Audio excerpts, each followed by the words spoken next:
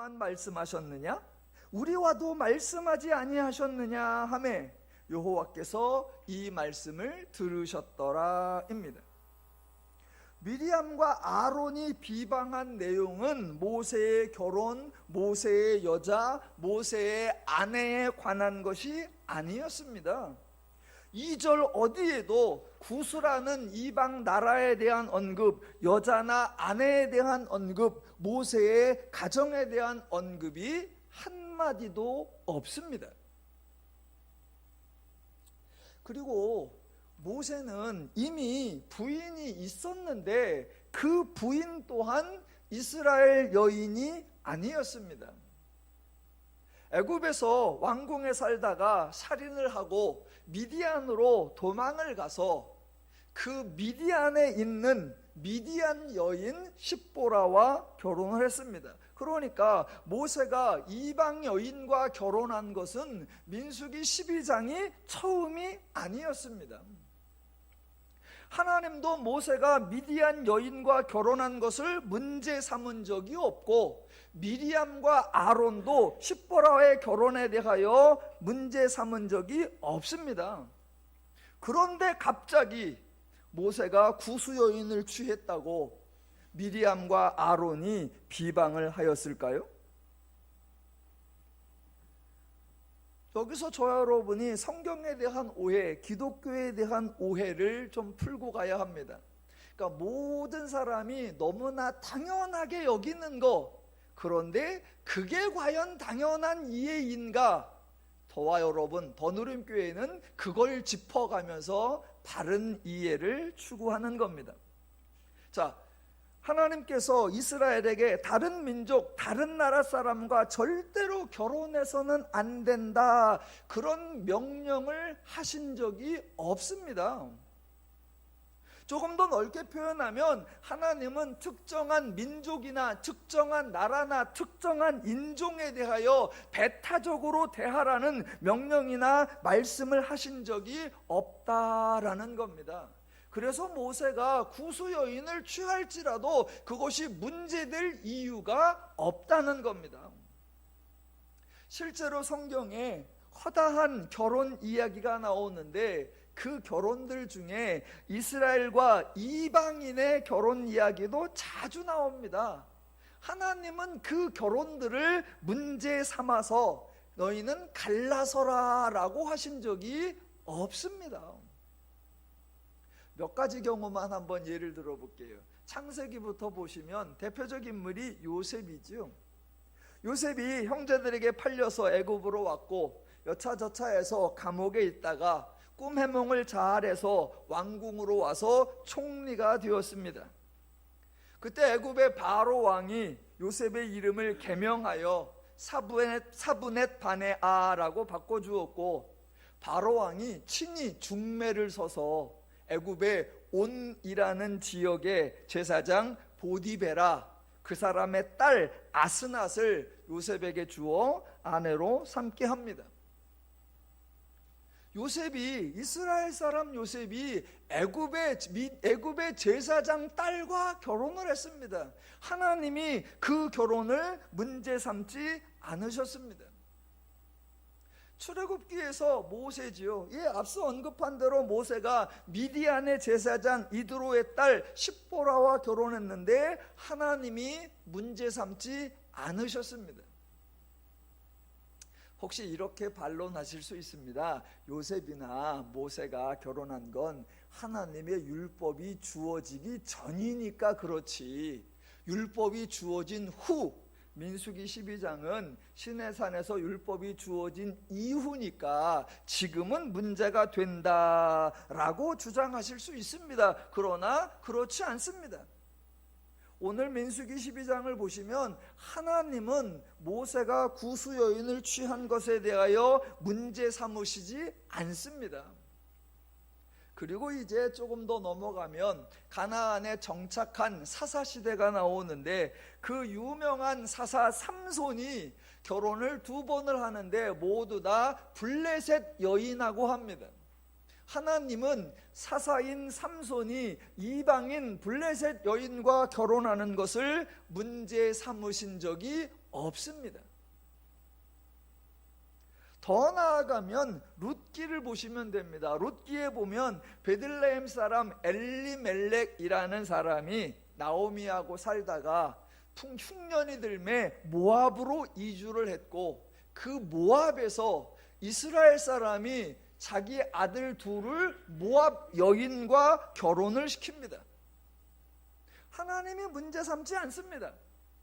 불행하게도 거기서 엘리멜렉도 죽고 두 아들도 죽어서 나오미가 모압 여인, 이방인 여인을 데리고 베들레헴으로 돌아오지요. 돌아와서 여차저차해서 이스라엘 사람 보아스가 이방인 모압 여인 룻과 결혼을 해서 기업을 잇게 됩니다. 이스라엘의 유력한 사람 보아스가 이방인 모압 여인 룻과 결혼을 했는데, 룻기서에 어느 누구도 이 결혼을 비방하거나 이 여인을 반대하거나 그 두 사람 사이에서 출생한 아들을 배타적으로 대하지 않습니다. 사무엘 시대로 가보면 다윗 이야기가 나오는데, 다윗의 이제 밧세바 사건이 나오죠. 밧세바가 누구냐? 햇사람 우리아의 아내였다라고 합니다. 햇사람이 바로 가나안 지역에 있던 7 족속 중에 하나입니다. 그러니까 밧세바가 이방 사람과 결혼을 한 것입니다. 그거 문제 삼지 않았고, 다윗은 그런 여인의 내력을 다 알고도 자기 부인으로 삼으려고 했습니다. 이방인과 결혼하면 큰일 난다라는 의식이 전혀 없었고, 하나님도 문제 삼지 않았습니다. 솔로몬의 경우도 여러 여인에 대한 이야기가 나오지만 솔로몬의 아내는 딱 한 명인데, 그 아내가 바로 애굽 바로의 딸이었습니다. 하나님이 그 결혼을 문제 삼지 않고 그 부부를 갈라놓지 않으셨습니다.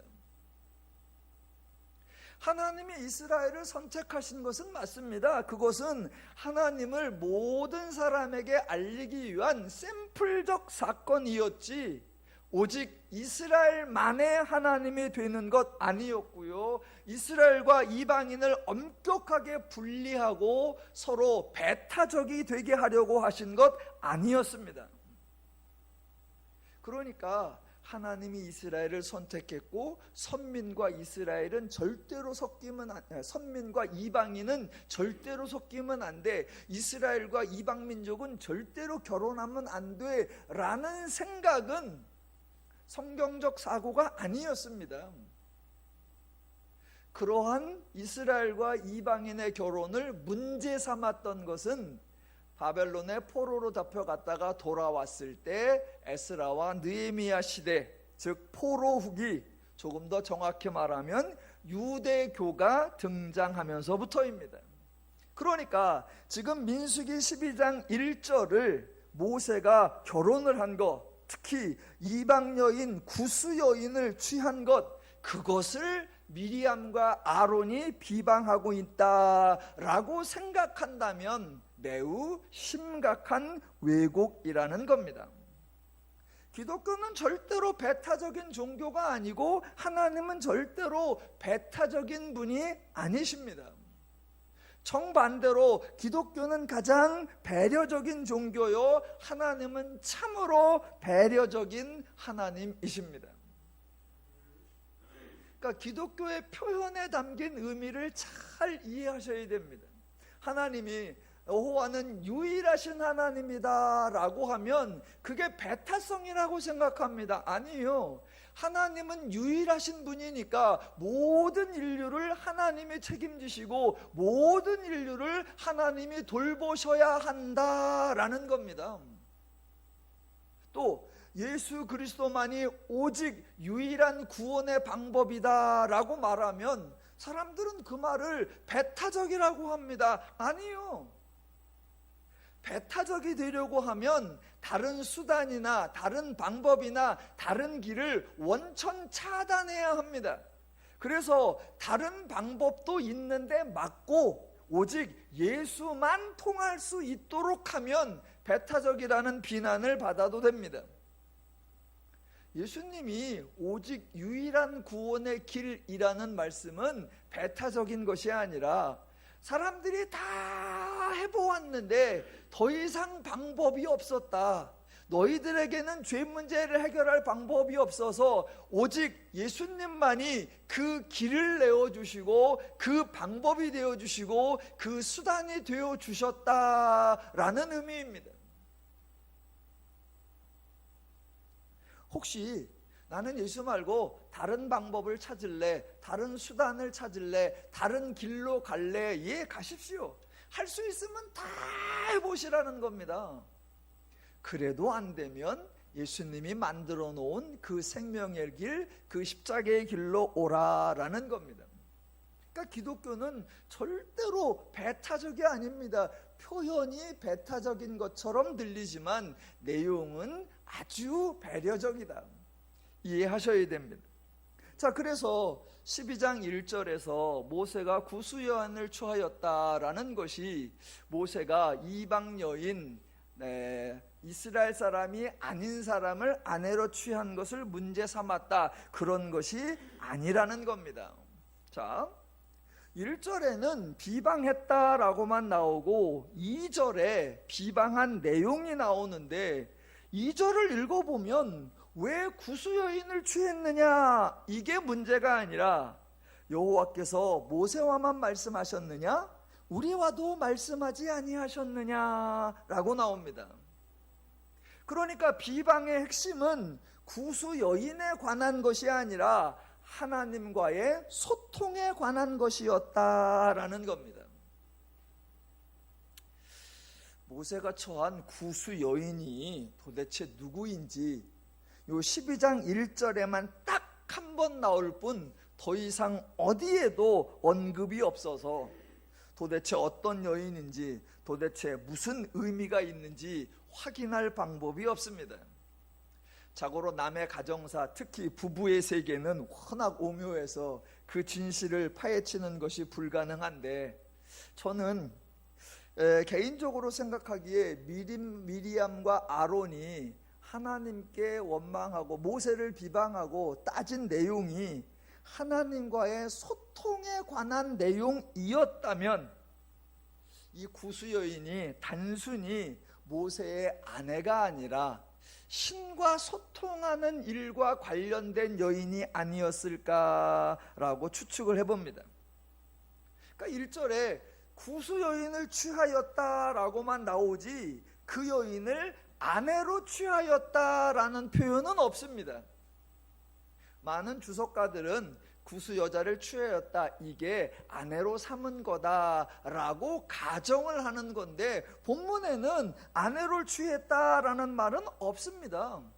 그리고 미리암과 아론이 그 여자에 대하여, 아내에 대하여 비방하는 내용이 등장하지 않으니까 지금 이 여인은 모세가 아무래도 신과 소통하는 일에 관련된 어떤 여인을 자기 옆에 두려고 한 것이 아닌가라고 생각을 해봅니다. 조금 더 나머지 설명은 차차 설명드려볼게요. 자, 만약 이 12장 1절, 2절, 3절의 이야기가 모세의 결혼이나 또는 아내와 관련된 사건이라면 4절부터 모세가 등장을 해야 되고 모세가 변명을 하거나 모세가 설명을 해야 합니다. 모세가 구수 여인을 취한 것에 대한 문제니까 당사자인 모세가 나서서 이해를 구하거나 변명을 하거나 뭔 말을 해야지요. 그런데 4절 이하부터 보시면 당사자인 모세는 쫙 빠지고 하나님이 나서십니다. 자, 하나님이 나서서 뭐라고 하시는지 한번 들어보시기 바랍니다. 4절부터 8절까지. 여호와께서 갑자기 모세와 아론과 미리암에게 이르시되 너희 세 사람은 회막으로 나아오라 하시니 그 세 사람이 나아가매 여호와께서 구름 기둥 가운데로부터 강림하사 장막문에 서시고 아론과 미리암을 부르시는지라. 그 두 사람이 나아가매 이고요. 이제부터 중요한 내용이 6절부터 나오는데 무슨 의미인지 한번 생각해 보시기 바랍니다. 이르시되 내 말을 들으라. 너희 중에 선지자가 있으면 나 여호와가 환상으로 나를 그에게 알리기도 하고 꿈으로 그와 말하기도 하거니와 내 종 모세와는 그렇지 아니하니 그는 내 온 집에 충성함이라. 그와는 내가 대면하여 명백히 말하고 은밀한 말로 하지 아니하며 그는 또 여호와의 형상을 보거늘 너희가 어찌하여 내 종 모세 비방하기를 두려워하지 아니하느냐입니다. 자, 한 가지씩 풀어볼게요. 지금 하나님이 4절부터 8절까지 말씀하셨는데 몇 차례 언급한 것처럼 모세가 구수 여인을 취한 것에 대한 말씀은 한마디도 없습니다. 그러니까 미리암과 아론도 구수 여인을 문제 삼지 않았고 하나님도 구수 여인을 언급하지 않으셨다면 민수기 12장의 이야기는 구수 여인에 대한 이야기가 아니다라는 것이 분명합니다. 반대로 2절에서 미리암과 아론이 여호와께서 모세와만 말씀하셨느냐?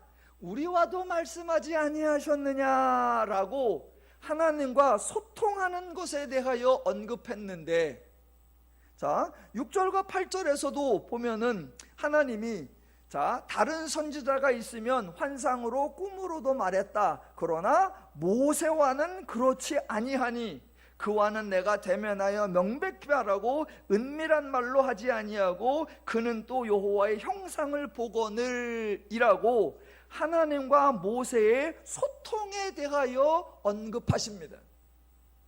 그렇다면 민수기 12장 이야기는 구수 여인과 관련된 이야기가 아니라 하나님과의 소통에 관한 이야기다라는 것이 분명합니다. 다만 미리암과 아론은 여호와께서 우리와도 말씀하지 아니하느냐, 즉 자신들도 하나님과 소통한다라고 주장하고, 하나님께서는 조금 마치 모세를 특별 대우해 주시는 것처럼 내 종 모세와는 그렇지 아니하니, 또는 내 종 모세 비방하기를 두려워하지 아니하느냐라는 그런 차이가 좀 나는 것 같습니다.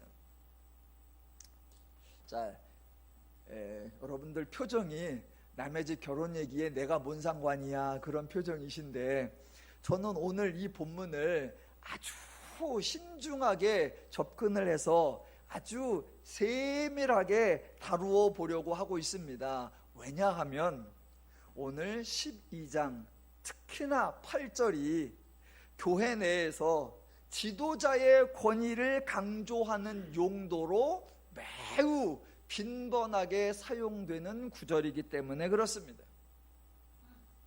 교회에서 목사님들이 본인들은 하나님께 선택받은 사람이다, 하나님에 의하여 세움받은 사람이다 라는 자부심이 매우 강하십니다. 그러고 나서는 하나님이 세운 사람에게는 하나님이 권위를 위임하셨다라고 주장을 하고, 하나님이 세운 사람에게는 절대로 대들면 안 되고 반대하면 안 되고 비난해서도 안 된다라고 주장을 하십니다. 그런 주장을 하는 근거 구절이 성경에 대표적으로 2개가 있는데 그 중에 하나가 바로 이겁니다. 2개가, 하나는 다윗과 관련된 사무엘상 24장에 나오는 이야기이고요, 또 하나가 모세와 관련된 민수기 12장 8절입니다. 8절 끝에 뭐라고 나와요? 어찌하여 내 종 모세 비방하기를 두려워하지 아니하느냐. 다윗과 관련해서는 사무엘상 24장 6절에 이런 표현이 나옵니다. 다윗이 마음이 찔려 자기 사람들에게 이르되 내가 손을 들어 여호와의 기름 부음을 받은 내 주를 치는 것은 여호와께서 금하시는 것이니 그는 여호와의 기름 부음을 받은 자가 됨이니라 입니다. 과연 이 2 본문이 하나님께 선택받은 사람, 하나님에 의하여 세운받은 사람들의 권위를 보장해 주려는 내용일까요?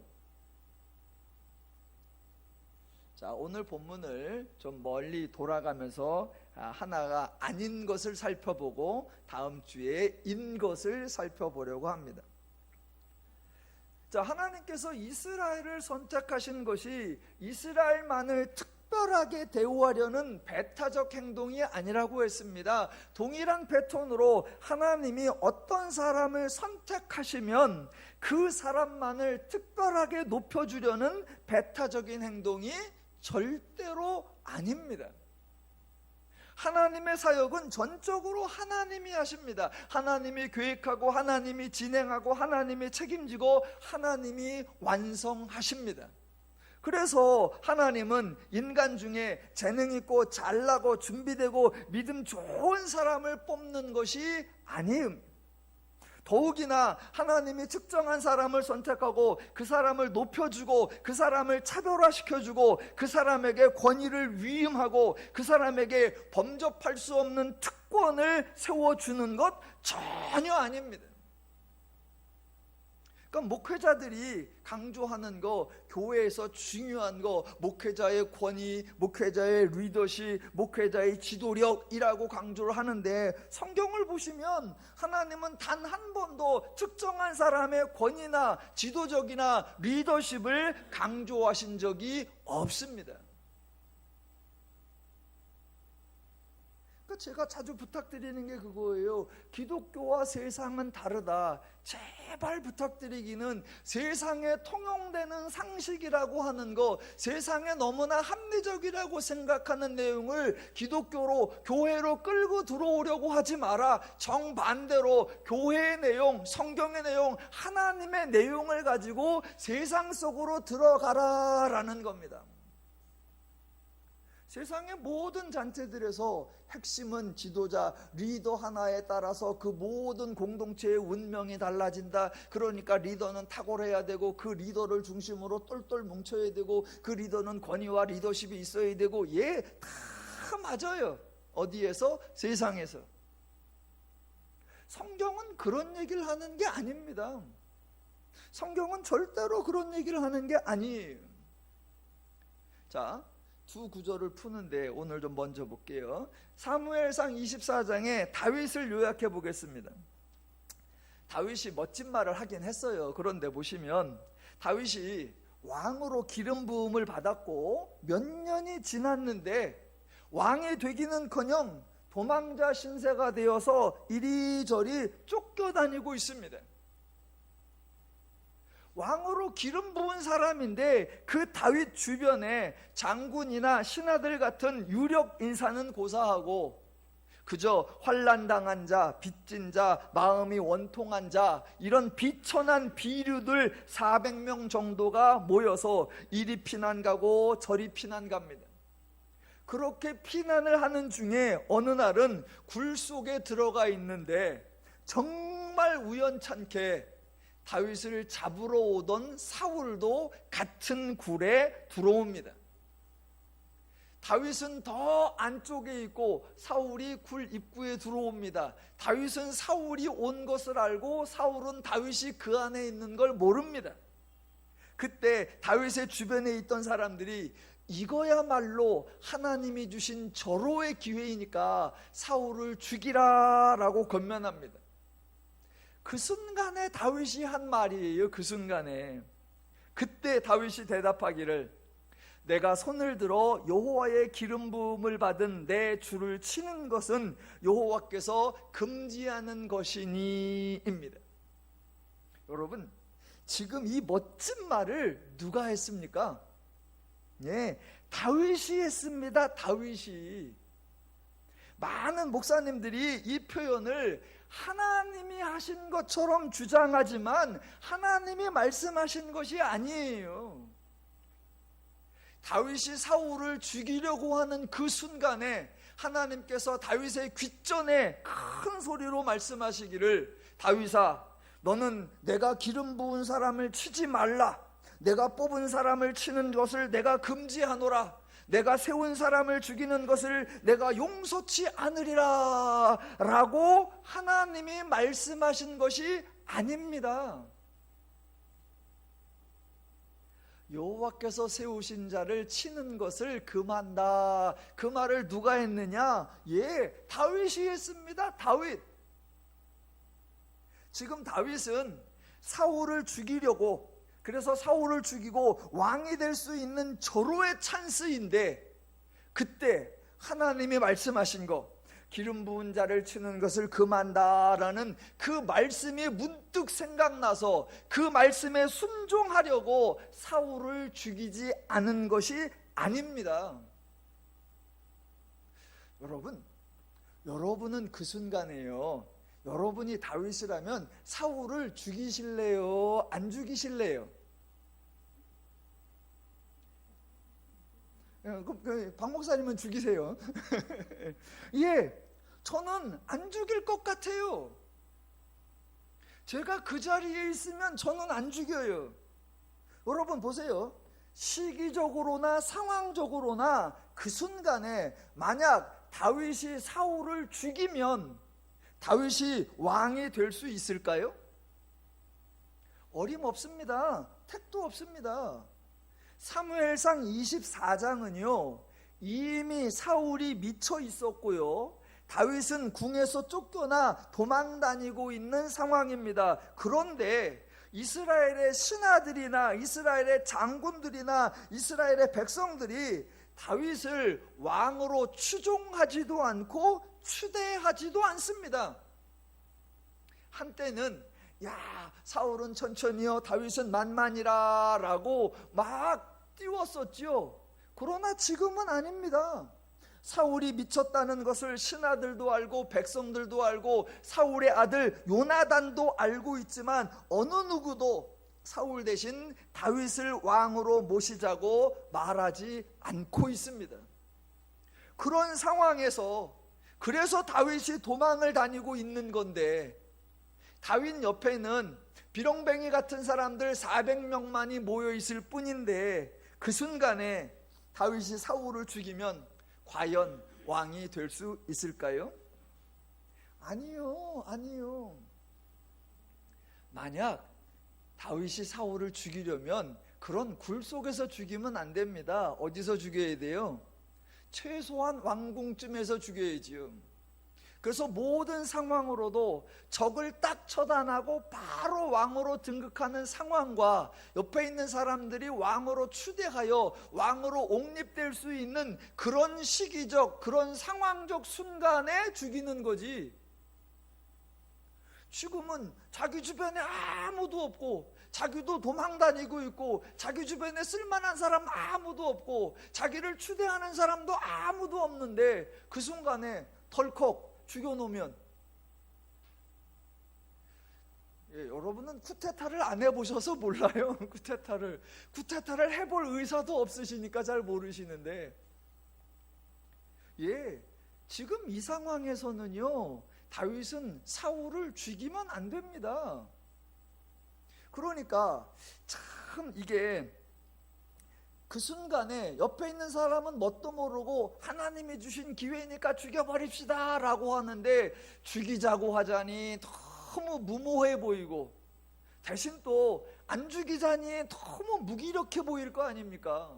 그러니까 그 순간에 사울을 살려보내면서 아주 멋있게 여호와께서 세우신 자를 치는 것을 금하신다 라고 말해서 살려보내면서 그 상황을 벗어나는 겁니다. 그런데 목사님들은 지금 이 순간에 다윗의 말을 마치 하나님이 말씀하신 것처럼 인용해서 하나님의 목회자를 세웠으니 그 목회자를 치는 거 그거 절대로 하나님이 금하시는 거다라고 해석하는 거, 예, 그거 지독한 아전인수입니다. 아전인수예요. 자, 조금만 더 볼게요. 어떤 말이 있으면 그 말의 내용 자체가 중요한 경우도 있고요, 그 말을 누가 하느냐가 중요한 경우도 있습니다. 예를 들어 보겠습니다. 자, 손님은 왕이다 라는 말이 있습니다. 여러분, 이 말을 누가 합니까? 손님은 왕이다, 그 말은 손님이 하는 말이 아니라 주인이 하는 말입니다. 주인이. 손님이 어느 매장에 딱 들어가면서 나는 왕이다 라고 들어가면 그거 코미디입니다. 코미디예요. 손님이 들어오는데 주인의 입장에서 이 손님을 정말 소중히 대하겠습니다 라는 마음 자세로 주인이 손님은 왕이다 라고 써놓고 주인이 매일 장사 시작하기 전에 손님은 왕이다 라고 말하는 거죠. 그러니까 손님은 왕이다 라는 말은 손님이 사용하는 말이 절대로 아닙니다. 자, 지금 보세요. 사울과 다윗이 있는데 그때 여호와의 기름 부음을 받은 자를 치는 것은 여호와께서 금하시는 것이다, 이 말을 누가 했습니까? 다윗이 했습니까? 사울이 했습니까? 다윗이 했습니다. 죽일 수 있는 입장의 다윗과 살해당할 처지의 사울 중에 다윗이 한 말이에요. 다윗이 막 죽이려고 하니까 그때 사울이 큰 소리로 다윗아, 나는 여호와의 기름 부음 받은 사람이야. 여호와의 기름 부음 받은 사람을 치는 것은 여호와께서 금하시는 것이야 라고 사울이 말한 것이 절대로 아닙니다. 살해당할 위기에 있을 때 그 위기를 모면하려고 여호와께서 세운 자를 치는 것은 금하는 거야, 사울이 말한 게 아니라 죽일 수 있는 입장에서 다윗이 절제하면서 다윗이 그 기회를 사용하지 않으면서 한 표현입니다. 그러니까 이건 사울이 쓰는 말이 아니에요. 다윗이 한 말이에요. 이것을 오늘날 한번 적용을 해볼게요. 목사와 성도가 갈등을 할 때 여호와께서 세우신 자를 치는 것은 여호와께서 금하신다, 이 말은 목회자가 해야 합니까? 성도가 해야 합니까? 감사합니다. 대답을 안 해주셔서. 제가 그냥 할게요. 목회자와 성도가 갈등이 있을 때 만약 그 표현을 인용하려면 목회자가 인용하는 게 아니라 공격할 수 있는 성도가 인용하는 거예요. 목회자의 잘못이 있어서 그것을 비판하고 그 목회자를 책망하고 그 목회자를 징계하려고 하다가 여호와의 기름 부음 받은 자를 치는 것은 여호와께서 금하시는 거니까 우리가 이해합시다, 우리가 그저 덮어둡시다, 우리가 넘어갑시다, 이건 말이 돼요. 그런데 온갖 부정과 부패는 다 저질러 놓고 목회자가 온갖 추악한 행동은 다 해놓고 그래서 성도들이 비난하니까 그때 성경책을 딱 펴놓고 성경에 보니까 이런 말씀이 있습니다. 여러분, 나 목회자 여호와의 기름 부음 받은 자입니다. 여호와의 기름 부음 받은 자를 치는 것은 여호와께서 금하시는 거니까 성도들은 잠잠하시고 성도들은 이 모든 것을 하나님께 맡겨 놓으십시오. 이렇게 말하는 거 완전 코미디입니다. 성경에 있는 표현이라고 아무나 아무데나 아무렇게나 써먹으면 안 됩니다. 그거야말로 성경에 대한 왜곡이고 그거야말로 목회자들의 성경의 오용이요 성경의 남용입니다.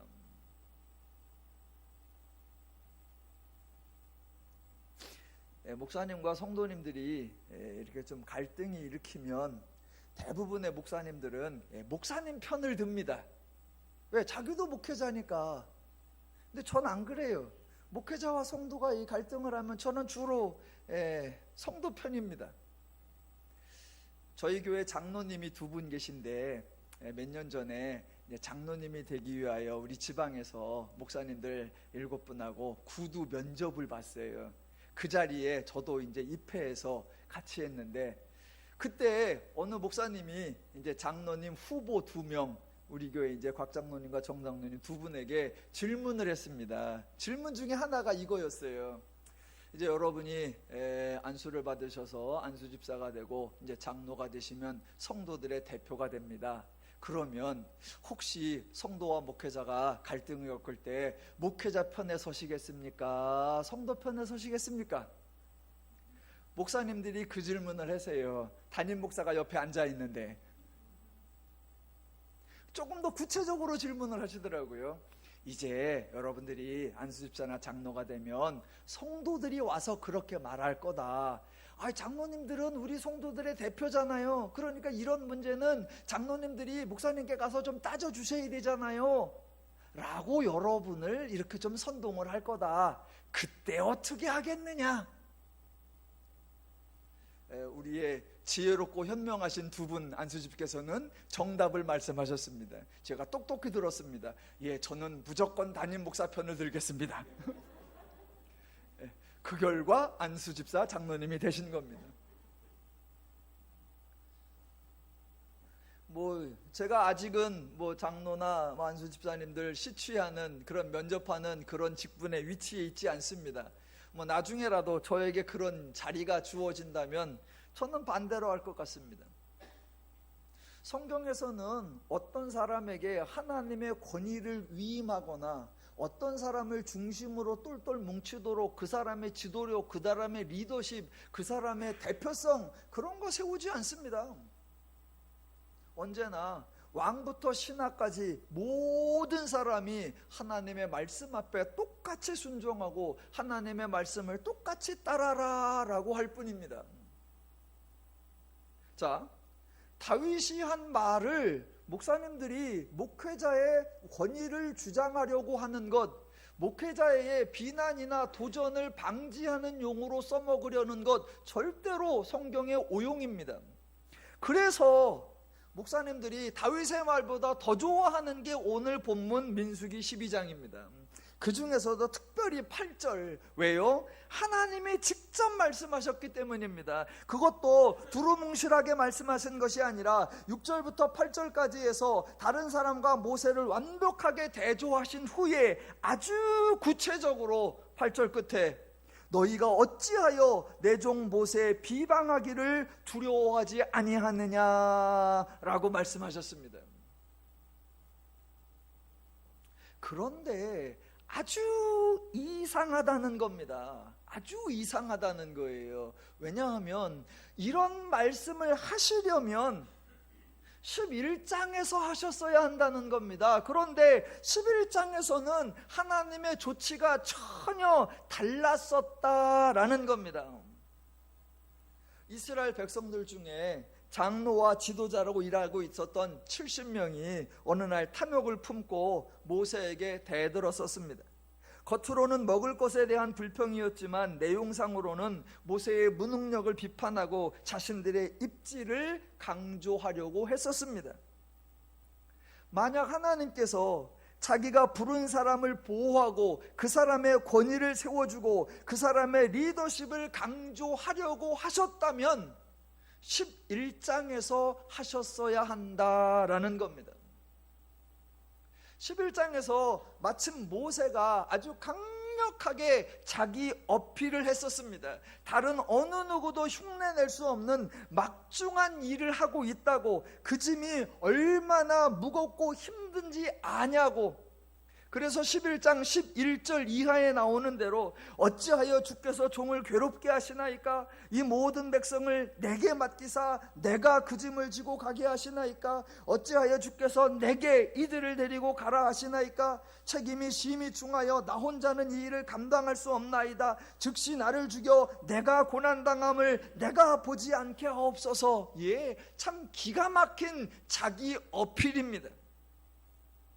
자기 앞에서 70명의 장로와 지도자들이 불평을 하고 있으니까 그 앞에서 나만큼 일하는 사람 있으면 나와봐, 나보다 더 중요한 역할 맡은 사람 있으면 나와봐 라고 강력하게 어필하고 있는 겁니다. 하나님이 모세 편을 들어주시려면 그때 편을 들어주셨어야죠. 그때 하나님이 70명을 다 모아놓고 너희가 어찌하여 내 종 모세 비방하기를 두려워하지 아니하느냐라고 말씀하셨어야지요. 탐욕을 품고 백성들을 선동하고 모세에게 불평하는 그 70명의 지도자와 장로들에게 하나님께서 확 나병이 들게 하셨어야지요. 그러면 저절로 모세의 권위가 팍 세워지고 모세의 지도력, 모세의 리더십 저절로 강력해질 겁니다. 하나님이 다른 말씀 안 하셔도 모두가 모세 비방하기를 다 두려워했을 겁니다. 그런데 11장에서 하나님이 그렇게 안 하셨잖아요. 도리어 정반대로 하셨잖아요. 11장을 보면 하나님이 모세의 편을 들어주신 것 같아요? 70명 편을 들어주신 것 같아요? 예, 70명 편을 들어주신 것 같잖아요. 그래서 70명 다 모아라 그래 놓고 그들에게도 모세에게 임한 영과 똑같은 영을 그들에게도 임하게 한다. 심지어는 모이라 그랬더니 모이지 않고 진영 내에 있는 나머지 두 사람에게까지도 똑같은 영이 임하게 하셨다라는 겁니다. 그러니까 11장의 사건을 기억하시면서 12장을 보셔야 한다라는 겁니다. 11장과 12장을 비교해 보면 11장은 모세와 이스라엘의 대표인 장로 70명과 지도자 70명입니다. 그러니까 이스라엘의 장로와 모세가 충돌을 한 겁니다. 그런데 12장은 모세와 한 가족이에요. 모세와 형제인 아론, 모세와 남매인 미리암. 그러니까 11장은 온 이스라엘 민족에 해당하는 사건이고 12장은 일종의 집안 싸움 같은 겁니다. 11장과 12장 어떤 게 더 막중해 보입니까? 예, 당연히 11장이죠. 하나님이 모세의 권위를 세워주시려면 11장이 어울립니까? 12장이 어울립니까? 당연히 11장이지요. 그런데 11장에서는 전혀 모세의 권위를 세워주지 않으셨습니다. 그렇다면 12장의 사건도 모세의 권위나 모세의 리더십을 세워주려는 사건이 전혀 아니겠구나라고 이해하셔야 한다는 겁니다. 그러니까 전체적 맥락, 사건의 전개, 이야기의 흐름을 보면서 해당 본문을 풀어나가야 합니다. 자, 그동안 모세와 더 오랜 시간을 함께한 사람이 미리암과 아론이, 백성들 중에 모세에 대하여 더 많이 알고 더 자세히 알고 있는 사람이 미리암과 아론입니다. 모세와 처음부터 함께 옆에서 지켜보면서 사역을 동역한 사람도 미리암과 아론입니다.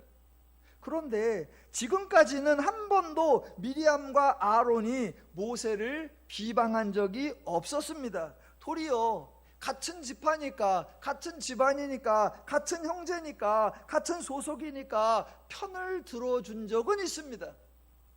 그런데 민수기 12장에서 느닷없이 미리암과 아론이 모세를 비방합니다. 왜 그럴까? 왜 그럴까? 예, 여러분이 다 궁금해 하시는 줄로 믿고 설명을 드리는 겁니다. 왜 그럴까? 그 이유가 바로 민수기 11장이 있었기 때문이다 라는 겁니다. 보세요.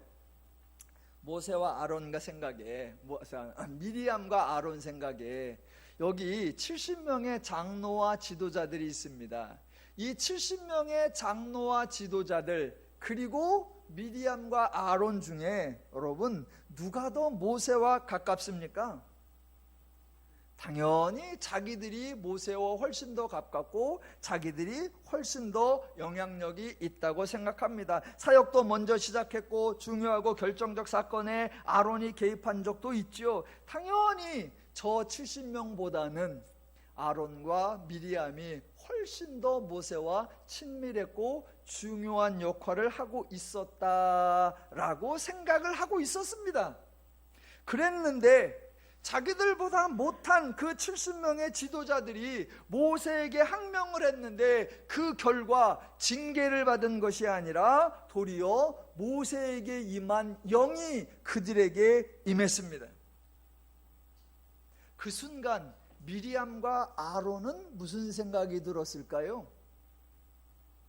여러분, 이게 지금 아주 대단한 성경 이야기가 아니라 성경 스토리를 저와 여러분의 일상으로 그냥 끌고 와보세요. 같이 지냈는데 나보다 못한 사람들, 내가 그동안 더 빨리, 더 많이, 더 큰 역할을 많이 했고 더 많은 도움을 주고 있었는데, 나보다 부족하고 나보다 천하고 나보다 모자라고 나보다 늦게 등장한 사람들이, 그들이 어느 날 때를 이루어서 반항을 했다. 당연히 징계를 받고 당연히 강등돼야지요. 그런데 느닷없이 하나님이 그들에게, 모세에게 임했던 동일한 영을 나누어 주었다. 그 순간 기쁠까요? 화날까요? 어머, 다행이다 라는 마음이 들까요? 그럼 난 뭐야? 왜 괜히 안 그런 듯한 표정을 지으세요, 전부 다? 여러분, 인간의 시기심과 인간의 질투심과 인간의 경쟁심과 인간의 그 배아파함과 인간의 그 서운함은, 죄가 모든 상황 속에 그것을 만들어냅니다.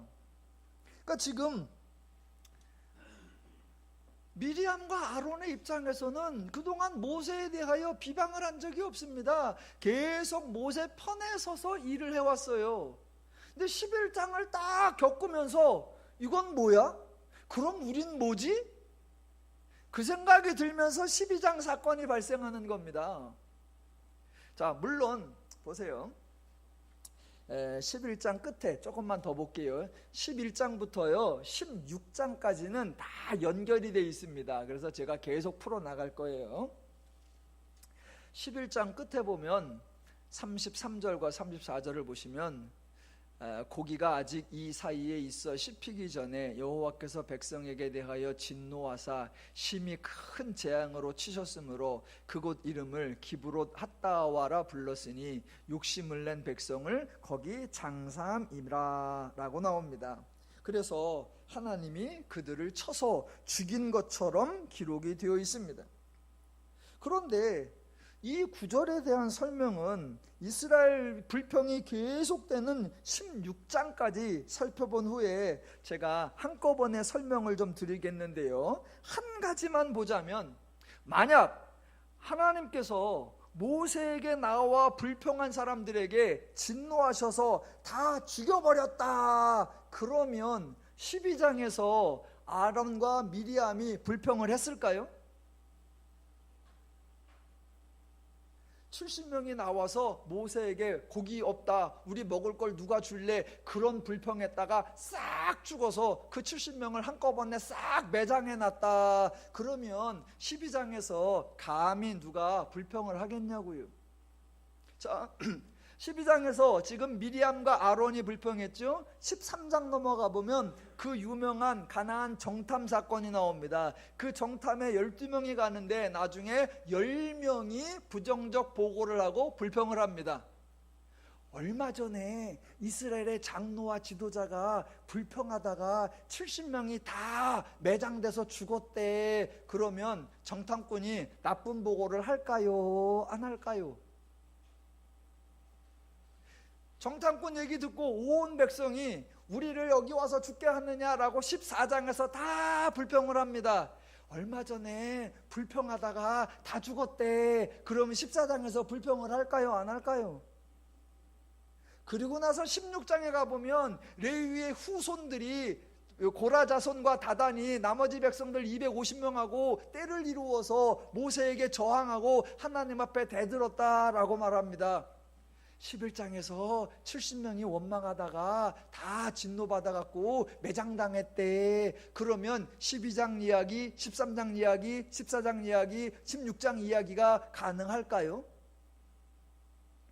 예, 지금 11장 끝에 그런 기록이 나오는데 이스라엘 백성들은 하나님이 장로들 70명을 쳐서 하나님이 그들을 죽여서 원망한 사람들을 다 매장시켰다라고 전혀 생각하지 않았습니다.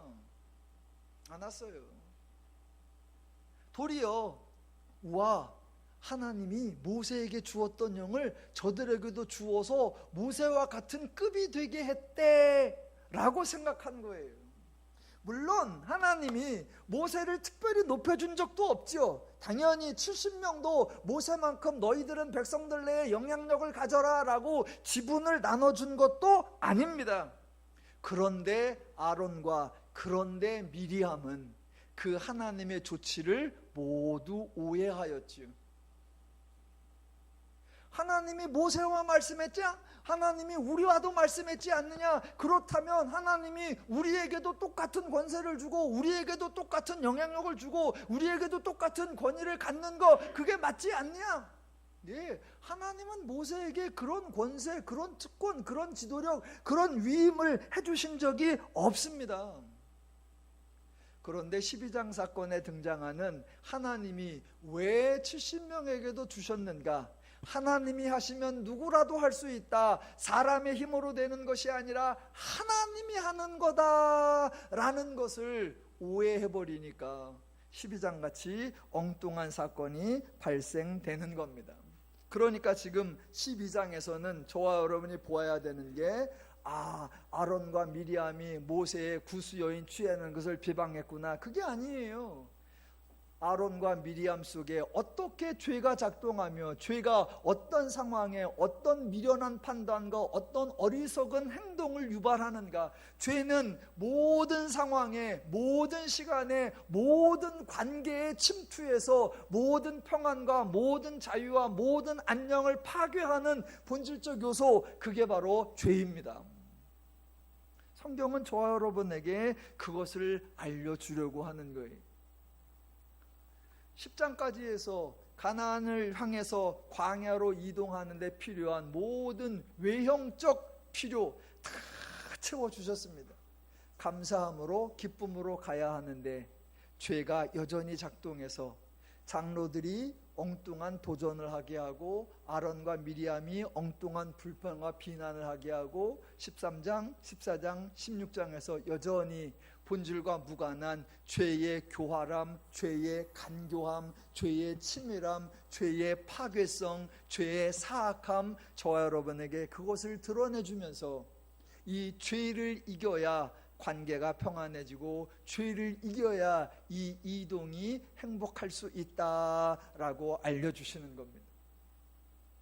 더너림교회가 강조하려는 게 그겁니다. 어떤 큰 이벤트를 하느냐, 어떤 큰 사역을 하느냐, 어떤 놀라운 업적을 이루느냐가 아니라 저 여러분들 마음속에 언제나 작동하는 그 죄의 활동들을 묶어내고 그 죄의 마음과 원리와 방법이 아니라 하나님의 마음과 원리와 심정이어야 우리의 평안, 우리의 자유, 우리의 행복이 풍성해지고 넘쳐나고 누려질 수 있다라는 겁니다.